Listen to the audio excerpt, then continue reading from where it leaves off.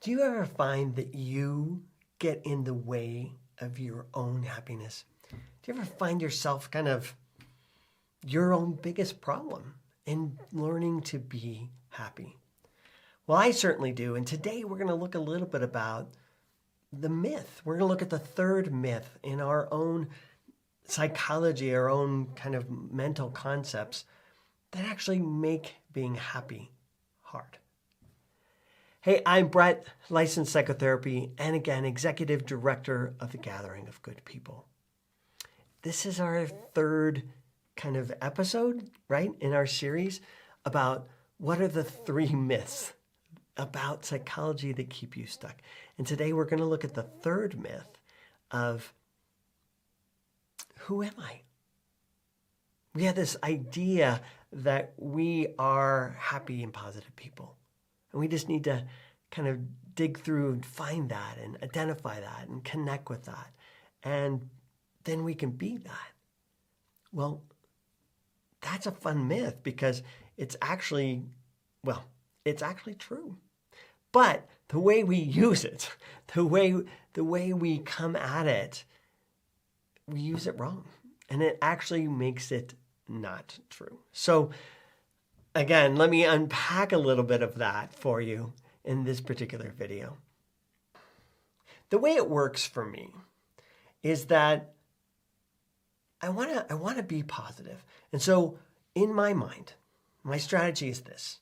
In my mind, what I want to do is I want to identify with all the positive things in my life. I want to identify with my positive thoughts, my positive emotions, and my positive behaviors. And then I also want to kind of distance myself or disconnect myself from the negative, my negative thoughts, my negative feelings, and even my negative habits.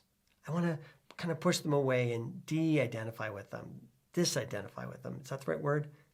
Let me know in your comments.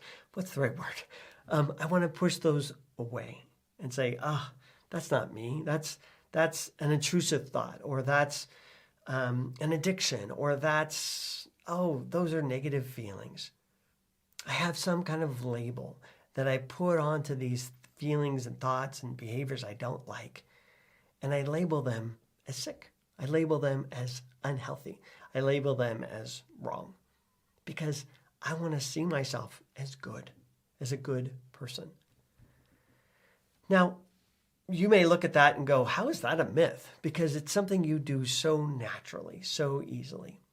Well, the reason it's a myth, the reason why it's a misunderstanding, it's something that doesn't work, is because really what happens in my brain, especially when I'm in my darkest days, and again, I'm personalizing this because I don't want to label you or imply something negative about you. I just want to own my stuff. What my brain does with that is it begins to wonder. I wonder if that's the reverse. I wonder if all of these negative things are myself, are my true self. And all of this work and effort and things I'm trying to do to be more positive, what if that's just a lot of work because it's not true? It's not who I really am. And I just basically look at how easy it comes for me to be anxious, or how easy it comes for me to be negative, or how easy it comes for me to do whatever habits I'm doing, and how really hard it is for me to do the things I want to do. And my brain looks at that and goes, I wonder if I am really the negative. And the positive things, they're just not really me because they take so much work. Is that a myth that you understand? Is that a myth that you tell yourself, something that you have doubts about yourself? Well, if you didn't, I would wonder about you because I think all of us do. All of us have those kind of doubts. So let's walk through and see what about that is a myth. Now, to do that, let's back up one more step and look at what makes us happy. Really, what happiness is about is when our brain is working as one, When there's unity inside of ourselves and we're in a place of acceptance, we're accepting our thoughts, we're accepting our feelings, we're accepting our behaviors, we're in a place of loving ourselves. That is where we find happiness. That's true anywhere. When there's a country that's together and working together, it's that country is working well. They are going to have a happy time, a happier circumstance, even if they're going through hard circumstances, because they're united. It's going to be so much easier, better, happier, more flowing for them.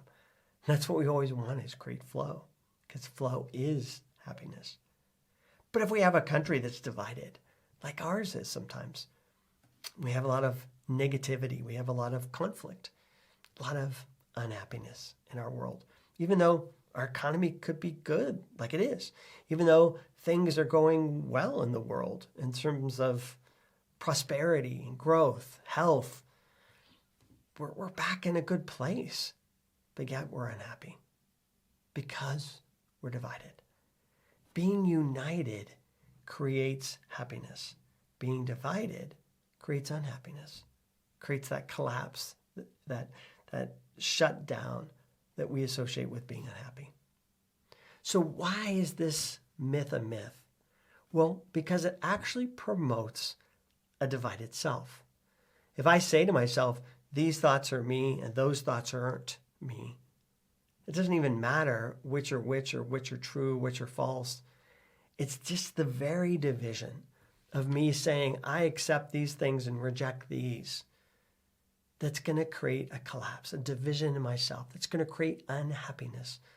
There is no way I can push down, reject, deny, push away enough negative in my life, thoughts, feelings, actions, emotions, whatever, that's going to make me happy. It's just not going to work that way. It doesn't work that way.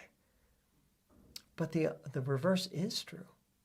That as I learn to look at even what I think of as negative behaviors or negative feelings or negative thoughts, and I begin to learn to accept them, to see them in loving eyes, see them through the eyes of kindness and care, compassion. If I learn to accept myself, yeah, I have anxiety, and that's okay. I don't hate myself for it. I don't shame myself for it. I don't beat myself up for it. If I embrace my anxiety and say, yeah, that's a part of me. And do I want to help it, heal it? Absolutely. But I can't do it by rejecting it. I can only do it by accepting it. That is really the road to healing, because there I'm connecting with myself. And that's the way it's always been with me, even in therapy. If my therapy is focused on rejecting thoughts or feelings or experiences or whatever they were, that therapy didn't work very well for me.